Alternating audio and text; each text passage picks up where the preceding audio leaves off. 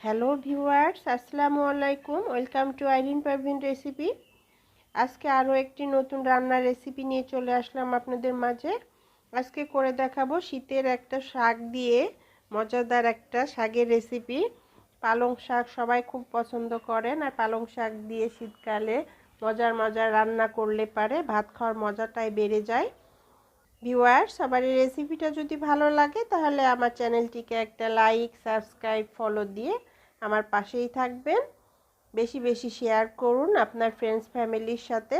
চলুন রেসিপিটা কিভাবে বানাবো সেটা আপনাদেরকে দেখাই। এখানে আমি 2 আটি পালং শাক নিয়েছি এবং পালং শাকের গোড়াটা ফেলে দিয়ে, মরা পাতা টাতাগুলো সব ফেলে দিয়ে ভালো করে বেছে মাথাটা কেটে নিয়েছি এবং কেটে এটা পরিষ্কার করে ধুয়ে পানি ঝরিয়ে নিয়েছি আর ছোট ছোট টুকরো করে কেটে নিয়েছি। দেখতেই পাচ্ছেন বন্ধুরা আমি কিভাবে কেটেছি। যেহেতু এটা ভাজি করব, এটা পালং শাক তো এমনিই সফট হয়ে যায়, তো বেশি বড়ও রাখিনি ছোটও রাখিনি, মাঝারি একেরভাবে কেটে নিয়েছি। দেখতে পেলেন আমি কিভাবে কেটেছি। এখন এটা আমি চুলাতে বসিয়ে দিলাম।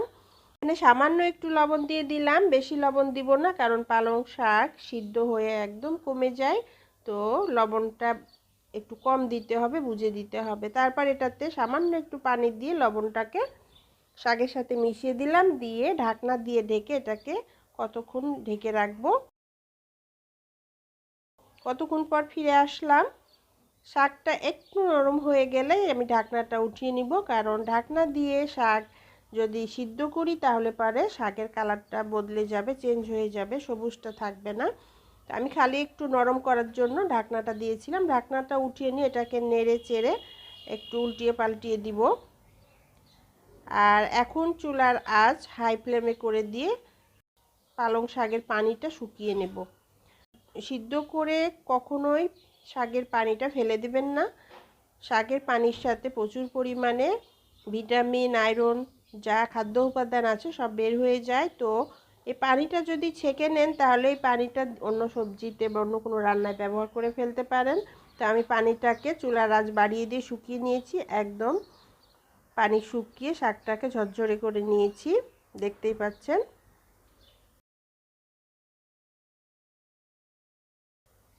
এবার আমি আর একটা প্রসেসে চলে আসলাম।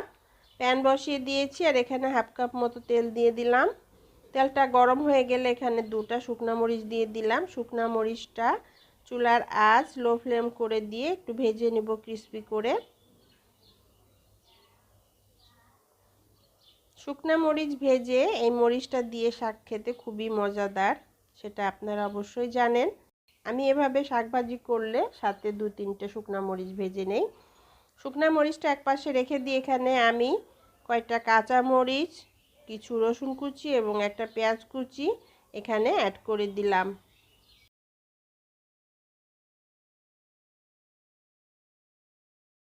শুকনা মরিচটা ক্রিস্পি হয়ে গেছে, ওটা উঠিয়ে নিলাম। পেঁয়াজ, রসুন এবং কাঁচা মরিচটাকে এটাকে হালকা ব্রাউন কালার করে ভেজে নিব।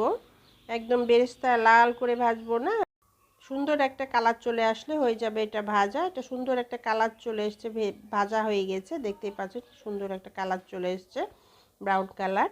বেশি গাঢ় কালার করব না। এই অবস্থাতেই আমি যে শাকটা সিদ্ধ করে রেখেছিলাম সেই শাকটা এখানে দিয়ে দিলাম। এবার শাকটাকে আস্তে আস্তে নেড়ে চেড়ে চুলার আঁচ মিডিয়াম হিটে দিয়ে ভেজে নেব।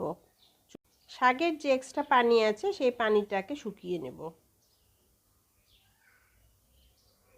যতক্ষণ পর্যন্তই ভাজবো এটাকে, যখন পানিটা শুকিয়ে যাবে তখনই এটা ভাজা শেষ, মানে শাক ভাজিটা রেডি হয়ে যাবে।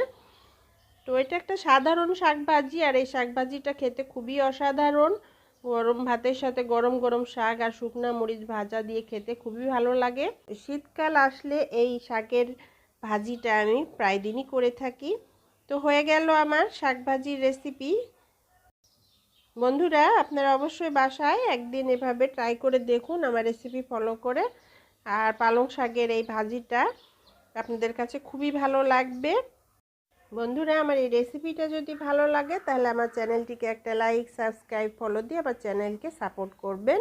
বেশি বেশি করে ফ্রেন্ডস ফ্যামিলির মেম্বারদের সাথে আমার এই রেসিপিটা শেয়ার করুন। আপনার একটা লাইক, শেয়ার, সাবস্ক্রাইব এবং শেয়ার আমার জন্য অনেক মূল্যবান। সবাই ভালো থাকবেন, সুস্থ থাকবেন। আবার দেখা হবে নতুন কোনো রেসিপিতে। আল্লাহ হাফেজ।